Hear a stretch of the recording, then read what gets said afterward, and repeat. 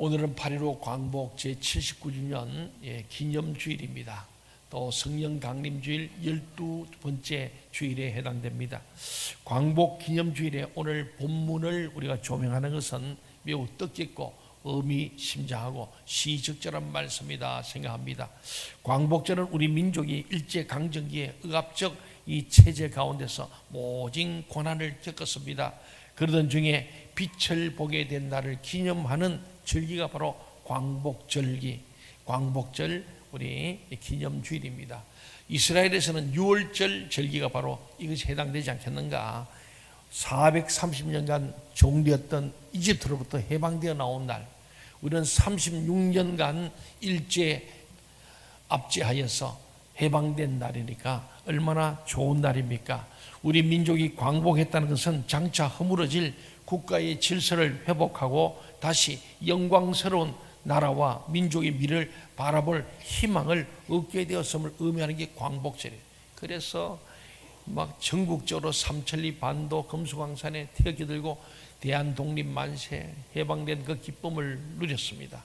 그러나 우리에게 이 민족의 참 광복의 영광이 일본 제국주의 통치 족쇄의 속박에서 살아온 우리 민족에게는 너무나 영광스러운 자유죠.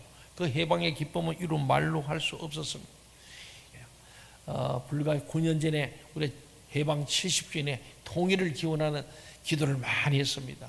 바빌론에 포로되다 돌아오는 것처럼 이 민족의 남북 통일을 좀 꿈꾸고 그런 화해 무드도 좀 갔는데 결국은 요원한 일이 되고 지금은 뭐 적대 관계 속에서 가장 악화되어 있습니다. 어려운 시절을 우리가 보는데 참 광복을 얻었지만은 또 저 북쪽은 어둠이 아직도 차 있음을 보게 되죠. 그렇습니다. 정말 오늘 우리 민족에게 이 해방은 참된 영광의 자유, 오늘 본문 21절 하반절에 있죠. 영광의 자유를 경험하게 된 민족사적 사건이라 할 수 있는 거예요. 우리 로마서 8장 21절 같이 한번 읽어볼까요? 시작. 그 바라는 것은 피조물도 썩어짐의 종노릇한 데서 해방되어 하나님의 자녀들의 영광의 자유에 이르는 것이니라. 예, 영광의 자유 참 얼마나 귀한 말입니까? 그러나 오늘날 억압의 족쇄에서 시달리는 현장은 특정 개인과 민족에 국한되지 않습니다. 이 하나님의 해방이라는 것은 우리 민족만의 해방이 아니고 온 우주 삼라만상 피조 세계의 인류 전체가 신자유주의 체제의 족쇄를 차고 무한 경쟁의 틈바구리에서 신음하고 있는 우리들에게 정말 이 민족사적 사건을 넘어서 전 우주적 사건으로 확장되어 있음을 보는 것이 오늘 본문의 말씀이죠. 지구촌 생태계 파괴 문제는 코로나19 파동 3년을 겪으면서 한층 더 경각심이 높아졌습니다. 더구나 기후변동의 재난은 지구촌 전체의 이 생존 위기에 경보를 울리고 있습니다. 남극과 북극의 빙하가 급속도로 녹고 곳곳에 전례 없는 홍수와 가뭄으로 애꿎은 생명이 썩어짐의 종로로 상태로 전락하는 비극적 상황이 연출되는 현실입니다. 이러한 현장에서 점차 깨닫게 된 하나님 나라의 큰 원리가 있는 거예요. 그래서 우리 세상 나라를 넘어선 하나님 나라의 원리를 우리가 아는 게 참 중요하다. 아멘. 그럴 때 이 국가도 전 세계도 또 우리 모든 국제관계도 우리가 바라볼 수 있는 거예요. 그것은 모든 피조 생명이 서로 공동의 운명으로 엮여 있다는 거예요. 그러니까 우리나라만 잘 살면 되는 게 아니고 나만 잘 살면 되는 게 아니고 남쪽만 잘 살면 저 북녘 땅의 가난과 질병과 저 홍수 이거는 결국 우리 남한과도 연결되는 거예요. 저들이 먹고 살기 없으면 남쪽으로 밀고 들어올 수밖에 없는 것처럼 전 세계 지금 우리 아프리카를 비롯해서 5대 양육대인 모든 사람들과 심지어 다른 행성 우주에까지도 이 모든 것에 대한 하나님의 해방, 하나님의 광복, 하나님의 영광이 우리가 이 하나님 나라라는 큰 틀에서 봐야 한다는 거죠.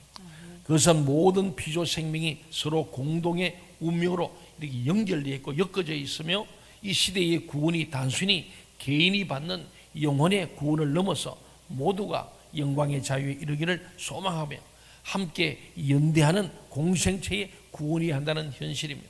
지금 올림픽이 진행되고 있지만 올림픽 정신이 그런 의미예요. 온 인류가 인종과 피부색을 넘어서 종교를 넘어서 모든 것을 초월해서 함께 하나된 공생체, 이 모든 지구 공동체가 함께하는 생명 공동체가 되자는 그런, 그래서 오늘 이 로마서의 이 8장의 말씀은 전 세계 우주 만물의 공생체를, 그런 구원을, 아주 넓은 의미에서 구원을 말씀하고 있는 겁니다. 우리나라의 해방만이 아니고 전 세계가, 지금도 우크라이나가 전쟁이 계속되고 있습니다. 지금도 재난으로 고통받는 사람도 있습니다. 저 아프리카에 지금 여러 가지 가뭄에서 죽어갑니다. 기아이 있습니다. 이런 모든 것들로부터 해방되게 하는 하나님의 전 우주적인 해방을 우리가 바라보는 것, 그것이 오늘 로마서 8장에 굉장한 말씀이 있습니다. 오늘 이 본문의 말씀은 이렇듯이 바울 서신에서 거의 유일하게 생태 신학적인 메시지를 타전하고 있는 증거로서 매우 의미심장한 거예요. 이 생태계 전체 모든 피조물의 단식을 얘기하면서 그들의 단식에서 영광의 자유를 누리게 하는 것, 나만 아니고 너도 우리 모두도, 심지어는 동물 세계도 식물 세계도 전 우주 만물의 피조 세계에 대한 해방을 가져오는, 그래서 이제 생태 신학, 또 우리 생태 학문들이 말씀해요. 생태계를 모아자. 바울 서신의 이 생태 신학적인 메시지가 오늘 본문의 말씀이고, 오늘 우리 광복절을 기념하면서 우리의 그저 79년에 해방되었다, 우리 독립해서 잘 살게 됐다, 이게 아니고 이 광복이 어디까지 전 세계로 우주로 나가야 될 것을 오늘 이 로마서 8장 18절 이하에서 말씀합니다. 그래서 오늘 우리 시대에 가장 절박한 계시의 메시지가 바로 이 본문이다. 우리 한번 23절 같이 한번 읽어볼까요? 로마서 8장 23절 시작. 그뿐 아니라 또한 우리 곧 성령의 처음 익은 열매를 받은 우리까지도 속으로 단식하여 양자될 것 곧 우리 몸의 속량을 기다리느니라. 아멘. 예, 우리가 성령의 처음 익은 열매를 받은 사람들, 이 예수 믿는 사람이에요. 하나님의 아들 딸입니다. 그러나 여전히 속으로 단식하여 양자될 것 곧 우리 몸의 속량을 기다리는 자들이라면은 하나님의 아들 딸들로서 이 땅에서 허탄한 데 굴복하며 썩어짐의 종로로 타는 무피조물들에게, 이 피조 세계, 피조 생명에게 희망을 줘야 할 사명이 오늘 교회에, 하나님의 자녀들에게, 오늘 성도들의 사명이란 거예요. 아멘. 그들과 깊이 연대해서 함께 신음하고 탄식하는 이 고난의 코이노니아, 현재의 고난, 현재 우리 고난으로 말미암아 고난의 교제, 고난을 함께 나누는 거예요. 고통을 분담하는 이 고난의 코이노니아 속에 현재의 고난과 좋게 비교할 수 없는 미래의 종말론적 구원의 영광을 향해 썩지 않는 희망을 제공하는 신실한 신자로 거듭나야 하는 것이 오늘 광복절의 메시지예요. 이게 다시 빛을 회복한다는 것은 우리가 그저 나만 잘 먹고 살기 위해서 하나님 앞에 기복적인 신앙을 사는 게 아니고, 나와 너, 우리, 그리고 피조세계 전체가 이 모든 썩지 않는 희망을 우리가 줄 수 있는 희망의 메시지, 희망의 삶을 주는 그런 사람이 신실한 신자라고 오늘 18절 말씀을 하는 거예요. 우리 18절 같이 한번 읽어볼까요? 시작. 생각하건대 현재의 고난은 장차 우리에게 나타날 영광과 비교할 수 없도다. 이게 장차 날 영화에서는 내가 지금은 고난받지만 앞으로 좋아질 거다, 이렇게 해석을 많이 했지만은 그것도 맞아요. 그러나 드나선 장차 나타날, 이것은 다른 게 아닙니다. 결국은 우리 하나님 나라가 이 땅에 임하는 거죠. 아멘. 천지와 만물 그리고 인간을 창조한 하나님은 친히 그 모든 피조 세계를 다스리는 분이에요. 하나님 우리나라만 보호하시는 게 아니고 전 지구촌을, 또 우주 전체를, 피조 세계를, 하나님 만든 천지 만물을 다스리시는 하나님 줄을 믿습니다. 아멘. 인간이 타락하기 전에 인간과 천지 만물은 바로 이 하나님 나라, 즉 하나님의 다스리신 가운데 있었습니다. 하지만은 하나님을 배반함으로 시작된 인간의 타락은 피조 세계를 전체를 흑암과 암울함으로 집어넣었습니다. 그것이 첫 번째 사람 아담의 바로 죄로 말미암아 온 인류가 암울과 흑암으로 만들어졌습니다. 인간이 하나님을 대신해서 절대 권력자로 등장하면서 하나님의 다스리심은 인간의 관심 밖으로 사라진 거예요. 잘 아시다시피 18세기 우리가 르네상스가 생기면서 인간이 재발견한 거예요. 재발견이 뭐냐 하니까 하나님이 아니라 인간이 신이 되는 것을 재발견한 거예요. 그게 인문주의가 되는 거예요. 인본주의가 된 거죠. 그래서 하나님의 다스리심을 망각하고 인간의 관심은 인간이 되어버리고, 그래서 사람이 신이 되어버리는 시대가 온 거죠. 그 후에 인간의 역사는 제국, 그러니까 대영 제국 같은 제국, 일본 제국, 미국 제국, 뭐 다 제국입니다. 제국은 자기들이 모든 나라를 점령하고 다스리는 그런 야망을 가진 제국과 국가 권력이 피조세계의 절대자로 등극하는 힘의 각축 그 자체였어요. 그래서 약육 강식 시대가 된 거죠. 아놀드 토인비가 이것을 말하기를 도전과 응전의 역사라고 했어요. 아주 우리 20세기 최고 역사학자였죠. 보니까 18세기 19세기 인문주의 르네상스 위에 온 것은 뭐냐, 도전하고 응전하는 것의 역사더라. 그래서 끊임없이 인간이 막 도전합니다. 자연은 도전해서 콜럼버스가 신대륙을 발견하고 희망을 발견하고 이런 데를 막 도전하고 응전하는 거다 해서 막 그냥 밟으면 다 내 땅이 된 거예요. 그리고 우리나라의 단재 신채호 선생님이 진단처럼 아와 비아의 투쟁의 역사라고. 아는 중이지만 나잖아요. 나와 너, 나 아닌 모든 것과의 투쟁의 역사가 바로 역사의 내용이었다는 거죠. 보이지 않는 만몬의 조정하에 물질적, 화폐적 가치와 이익을 위해서 생명을 파괴하는 전쟁과 갈등이 막 일어난 역사가 1차 대전, 2차 대전으로 이어지는 거예요. 이 난장판에서 모두가 신봉하고 매달렸던 것이 힘입니다. 힘센 놈이 최고다. 그리고 대부분 그 힘은 인간 보편의 양식을 잃어버리면서 폭력으로 작용한 거예요. 그것이 독일의 나치즘, 이태리의 파시즘, 그 다음에 일본의 군국주의 같은, 이것이 세 나라가 1차 대전과 2차 대전으로 이어지는 이 바로 약육강식이죠. 그 중에 하나인 일본 제국주의에 의한 한반도 강탈도 인간의 기본 양심과 인간성을 파괴하는 야만적 행위죠.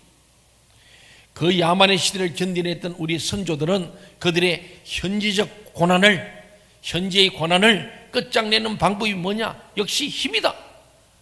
그 힘이 뭐냐? 폭력의 종식으로 생각한 거예요. 힘에 의한 폭력의 종식. 하지만 36년 식민지 고난의 세월을 인내했지만은 자체적인 힘을 갖지 못하다 보니 폭력을 종식시킬 힘의 축적은 불가능한 희망의 고문이 된 게 독립군 운동이었어요. 임시상해 정부였어요. 그래서 이 힘을 길러냈다. 그래서 독립군을 우리가 창설하고 임시정부를 만들고, 그 이제 김구선생 중심으로 많이 했죠. 그래서 우리는 암살자가 되고 투척병이 되고, 지금 보면 굉장히 테러리즘이죠. 미국에서 공부하던 이승만은 그건 아니다. 결국 그럴수록 세계 여론은 좋지 않아서 저 야만 조선인들 이래 된 거예요. 그래서 이승만은 절대 폭력은 안 된다. 거기서 김구와 이승만의 차이가 있는 거예요. 결국 공산주의도 힘이잖아요. 무력. 그게 이제 6.25 전쟁으로 나타난 겁니다만은 우리 해방되고 5년 만에 해방되고 오는데, 러시아는 바로 뒤에 있으니까 그럼 우리 물러간다 하고 바로 두만강변에 가 있고, 중국은 압록강변에 있고, 우리 물러나서 미국도 나가라. 그래서 신탁과 반탁 운동이 생겼잖아요. 결국에서 미국이 할 수 없이 그럼 우리도 떠나간다 하고 나갔어요. 49년대 미군 철수하자마자 50년에 바로 6.25 전쟁이 났지 않습니까? 우리는 이런 지정학적 위치를 잘 알아야 되고, 정치하는 사람만 아니고 우리 하나님 나라라는 이 피조 세계를 보면서도 우리 믿는 자는 이 땅의 나라만 아니라 하나님 나라를 생각하면서 이 크고 넓은 하나님의 우주적 통치를 생각해야 오늘 석자를 희망을 향하여 갈 수 있음을 오늘 말씀해 주고 있습니다. 우리의 간절한 염원인 해방은 우리 힘이 아닌 열강의 선의와 정치적인 합의로 주어진 선물이었죠. 우리 독립군이 해방한 것도 아니고, 우리가 어떻게 3.1 운동회가 해방되지 않았잖아요. 우리 외침이었고 몸부림이고, 이제 그런 것들이 세계에 알려지면서 그것도 대한민국은 독립하고 싶어 하는구나, 그래서 카이로 회담이나 얄타 회담에서 결국은 독립하되 러시아와 미국이 반분해서 통치하는 거로 우리나라는 출발부터 해방은 됐지만은 결국은 광복을 맞았지만은 그 빛이 우리에게 진정한 희망은 되지 못한 거예요. 그래서 우리 민족의 몰락과 해방이라는 극단의 사건을 통해서 다시 한번 국제 관계를 규정하는 것이 힘이라는 것이 지금도 힘이죠. 올 가을에 이제 87일, 85일입니까? 지나면 미국의 대통령이 새롭게 누가 될지 모릅니다. 바이든은 끝나고 이제 둘 중에 하나이고 트럼프 하면은 카몰라가 될 터인데 둘이 누가 되든 우리는 참 걱정이 많습니다. 공화당이 되든 민주당이 되든 문제는 있습니다. 그게 뭐냐면 힘이죠. 미국이 가장 힘센 나라니까 그 나라의 지도자 누가 되냐에 따라서 우리나라는 거기에 따라서 또 종속되어서 가야 되는 게 전 세계입니다. 당연히 보이지 않는 하나님의 통치는 더 이상 사람들의 관심 목록에서 사라지고 말았습니다. 이사야는 그렇게 말했어요. 하나님은 숨어서 일하시는 분이라고. 따라서 객관화와 가시화를 요구하는 일반 사회의 기준에는 부합하지 않죠. 하나님은 숨어 있는데 안 보이는데 그래서 사람들이 인정을 하는 거예요. 눈에 보이는 힘, 가시화되고 객관화된 힘을 우리는 믿으려 하는 것이 사람들입니다. 따라서 우리 그리스도인들은 역사에 대한 개념을 바꿔야 하는 거예요. 우리 믿는 사람들의 역사는 뭐냐? 보이는 국가가 결정하는 것이 아니고 보이지 않는 하나님이 결정하시다고 믿습니다. 아멘. 믿습니까? 아멘. 그래서 우리는 하나님 민족 흥망성쇠를 주관하시는 분이다. 아멘. 동의하십니까? 아멘. 그 지금 우리 새벽기도 계속 열왕기 상하, 역대기 상하, 사무엘 상하 전체가 국가의 흥망성쇠는 하나님에게 있다. 아멘. 모든 정치의 방향은 하나님이 잡으신다.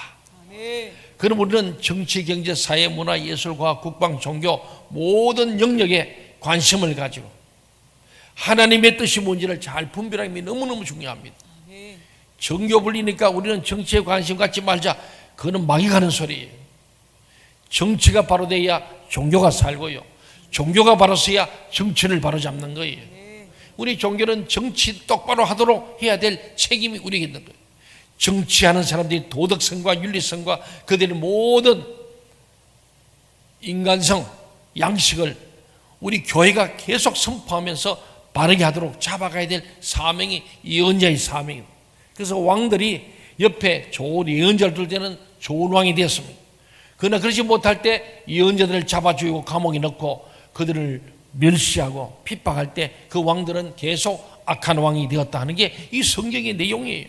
그래서 오늘 우리 교회, 오늘 이 시대에 예언적 사명을 감당하는 택한 족속, 왕같은 제사장, 우리가 정말 거룩한 백성인 우리들이 이 시대에 석자를 희망을 향하여 외쳐야 되고 살아가야 될 책임이 우리는 광복절을 기념하면서 다시 한번 우리가 깊이 생각해야 될 줄로 믿습니다. 아멘. 우리가 믿는 하나님은 타락한 세계가 하나님과 화목하여 그리스도의 재림으로 인한 영광의 위상을 회복하는 거예요.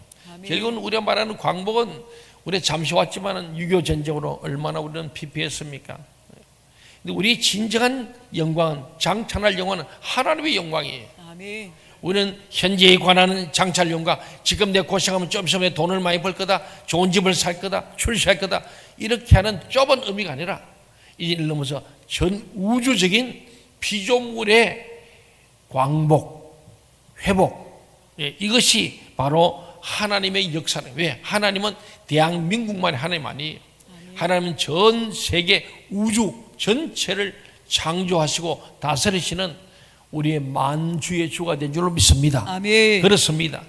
그래서 그 시기는 아직 오지 않았고 그 시기가 올 때까지 우리는 여전히 현재의 고난을 감내해야 됩니다. 이 땅에 사는 동안에는 이 고난이 있습니다.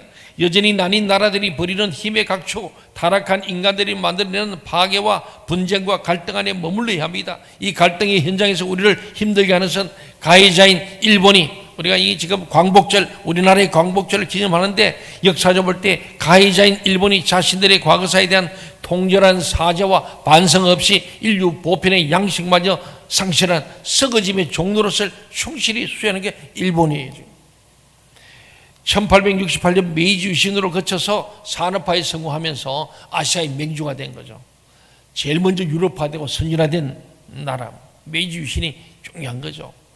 그리고 그로부터 약 한 25년 뒤인 1894년에 드디어 힘을 가지고 이 일본 섬나라가 중국을 치는 거예요. 치기 위해서 우리를 발바로 삼아서 먼저 우리나라에 들어온 거 아닙니까? 그리고 우리나라를 30년 있으면서 대동아 전쟁을 일으켜서 중국과 싸워서 청일을 이깁니다. 두 번째는 러일 전쟁을 일으켜서 또 1904년도에 러일을 이겨버려요. 그게 완전 아시아의 명주가 돼요. 이제 그게 뭡니까? 동남아로 필리핀부터 쫙 동남아를 다 점령합니다. 그것도 만족해서 저기 미국 본토 진주만까지 간 그게 일본입니다. 일본. 여러분, 그래서 일본의 우길기 자체가 세계 침략의 야욕을 드는 깃발이기 때문에 올림픽 정신이 맞지 않다고. 우리나라만 반대해요. 다른 나라는 거기 모양 좋다고 또 문양으로 스키보드도 만들고 별짓을 해도 모르니까.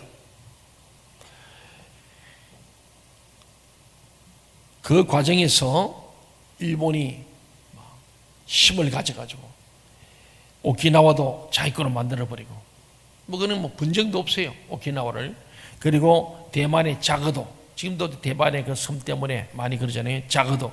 그리고 우리 독도 등을 점령해서 자국 영토로 편입을 시켰습니다. 일본은 제국주의적 침탈 과정에서 약탈한 독도와 자거도를 지금까지 자신의 영토라고 주장합니다. 특히 독도에 대해서는 일본 고유의 영토인데 한국이 불법적으로 증거하고 있다고 전 세계에 막 계속 표현. 그래서 웬만한 나라들은 독도가 일본 땅으로 생각을 많이 하고 있습니다. 이런 적반하장을 서슴지 않게 하는 것이 일본이니까 우리 한일 관계가 좋을 수가 없는 거예요. 더 심각한 것은 이러한 일련의 사안들에 대한 일본 정부의 태도가 매우 의도적이라는 거예요. 의도적으로. 일본 경제에 잃어버린 30년이나 동일본 대지진과 원전 폭발로 더욱 힘들어진 상황을 모면하기 위해서 독도가 일본 땅이라는 주장을 막 강화시키고 계속해서 퍼부은 사고, 그래서 독도가 일본 땅이라고 일본 교과서에도 지도에도 다 실어놓고 의도적으로 한국을 막 자극합니다.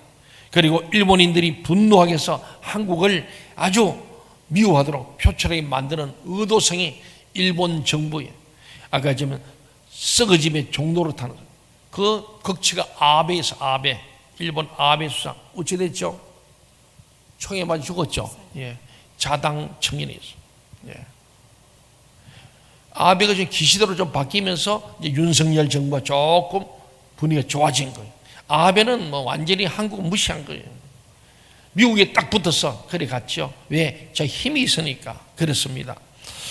더욱이 우리를 분노케 하는 것은 일본이 1998년 21세기 새로운 한일 파트너십 공동선언문을 발표했어요. 소위 말해서 김대중 오부치 공동선언입니다. 이 과거 식민 지배에 대한 통절한 반성과 사죄를 외교 문서에 기록하고 표명했음에도 불구하고 그들은 아베는 그 무시합니다.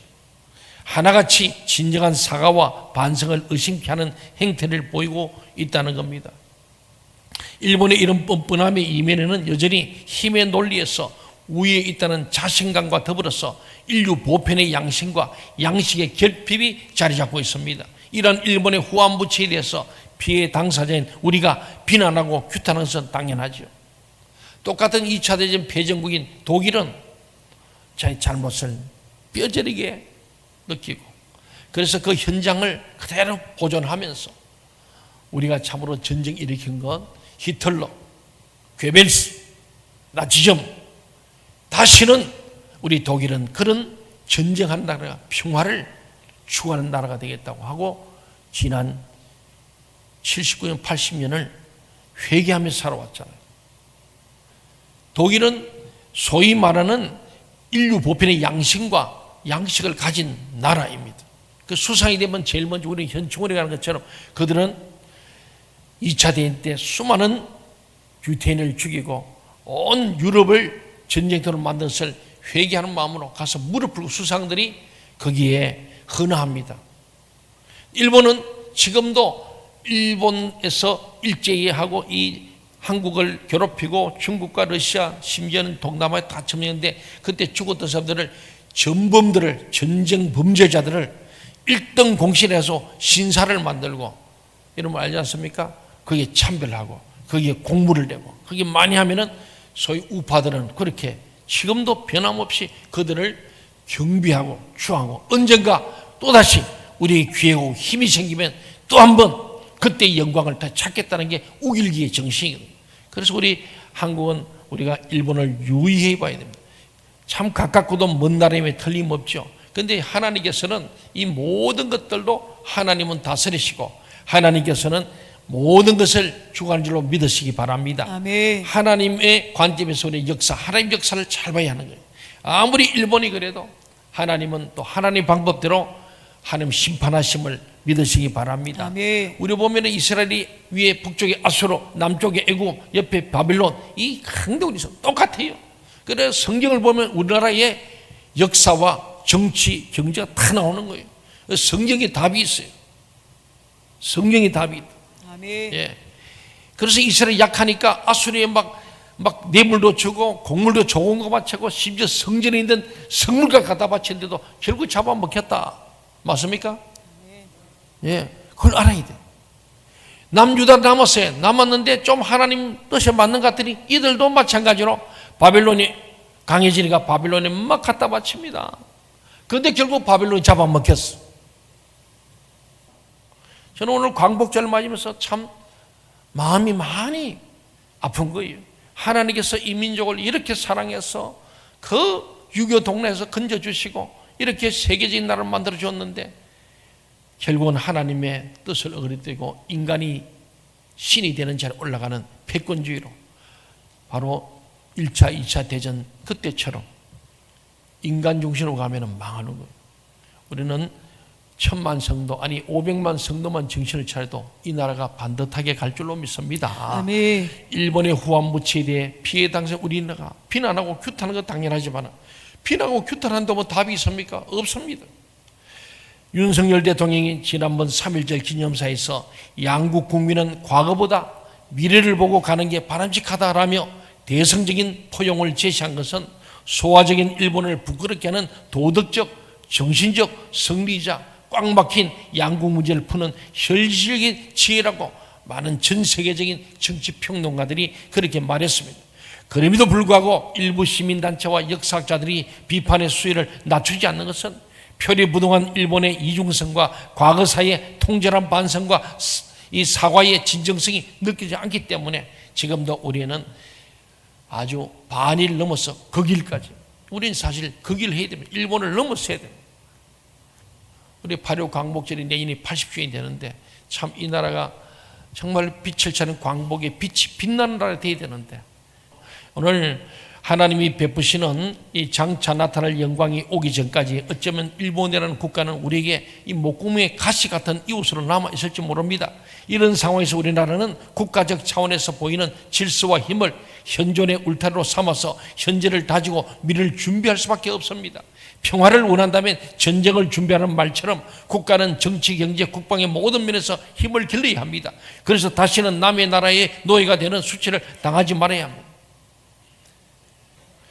결국은 통일은 하나님의 손에 줄 믿습니다. 아멘. 그래서 우리 광군으로서 우리 한국 교회가 정신을 차려야 돼요.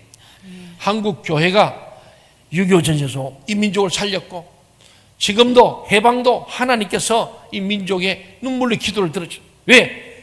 애굽에서 있던 민족을 출애굽했나? 해방의 역사를 보세요. 하나님이 무엇 때문에 애굽의 백성들이 눈물로 기도하는 우울을 들으시고 그들의 부르짖는 기도를 들으시고 모세를 보내 해방시켰잖아요. 아멘. 이 민족을 해결하는 성경에 보니까 우리 성도들의 눈물의 기도, 부르짖는 기도, 우리 성도의 정신을 차리고 광복의 정신을 가지고 빛이신 주님을 이 땅에 모시고 우리 교회가 세상의 빛이 되고 소금이 될 때만이 하나님께서 이 민족의 우고 저 북녘 땅 동포들 지하 교인들의 눈물의 기도, 부르짖는 기도를 들으시고 언젠가 하나님께서 들으시고 응답할 줄로 믿습니다. 아멘. 총칼로 하는 게 아니고 하나님이 할 줄로 믿습니다. 아멘. 소련도 하루아침에 고르바초프에서 1991년대 페레스트라이라는 상상할 수 없는 일들에서 소련이 붕괴되고 러시아만 남고 나머지 다 독립했지 않습니까? 하나님이 하시면 한순간에 하시는 거예요. 믿으시기 바랍니다. 아멘. 사랑하는 여러분, 이것이 우리가 정말로 하나님 앞에서 다시는 남의 나라의 노예가 되는 수치를 당치 않도록 힘을 갖는 게 참 중요하다 합니다. 그러나 이 힘은 하나님의 힘이 우리 있어야 할 줄 믿습니다. 아멘. 이것이 한국민의 일반적 정서라면은 우리 그리스도인들은 영적으로는 하나님의 통치에 있으면서 육신으로는 대한민국이 조국인 사람들입니다. 우리가 신앙을 갖지 않은 사람들과 다른 것은 어떤 죄인도 용서하시는 하나님의 자비와 사랑을 모방하고 실천하고자 한다는 것이죠. 일본이 보이고 있는 허탄함에 대해 한국인으로서 실망하고 분노할 수 있지만 우리는 하나님의 사람, 하나님의 아들, 딸들이기 때문에 그들의 허탄함을 불쌍히 여기고 그들을 하나님 나라의 일원으로 이끌어주는 역할을 감당하게 됩니다. 이게 선교라는 거예요. 동시에 우리 한국인들이 기본적 양식의 부재로 정신적 박약 정체를 보이는 일본을 넘어서는, 일본을 이겨내는 그 길하는 정신적 대인, 우리가 정신적으로 대인이 되어야 돼요. 아멘. 피해자지만은 즉 가해자들을 품어낼 수 있는 정신 대인, 영적 대인이 되도록 기도해야 하는 것이 교회의 사명이고, 오늘 79년 광복 기념주를 받는 오늘 우리 교회주는 하나님의 메시지를 믿습니다. 아멘. 이것이 석자를 희망을 바라보는 진정한 성도의 자세입니다.